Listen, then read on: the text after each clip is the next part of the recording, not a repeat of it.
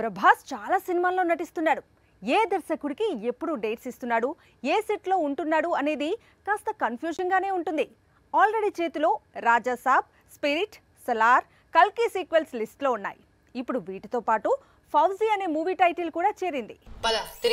Box office ముందుకు ప్రభాస్ ఏ రూపంలో తిరిగొచ్చినా, ఏ title తో వచ్చినా కలెక్షన్ల వర్షం కురిపించేందుకు ప్రేక్షకులు సిద్ధంగా ఉన్నారు. అందుకే రెబెల్ స్పీడ్ తగ్గడం లేదు. ప్రస్తుతం తన స్టార్డమ్ తో ప్రయోగాలు కొనసాగిస్తున్నాడు.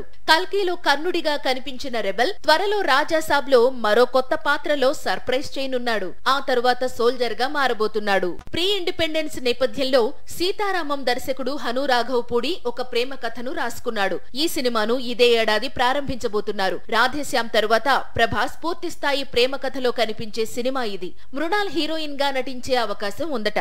ఈ పీరియాడికల్ లవ్ స్టోరీకి ఫౌజీ అనే టైటిల్ ఫిక్స్ చేయబోతున్నారు. ప్రభాస్ పాన్ ఇండియా ఇమేజ్ కు తగ్గట్లు ఈ టైటిల్ పర్ఫెక్ట్ గా సరిపోతుందని హను నమ్మకంగా ఉన్నాడట.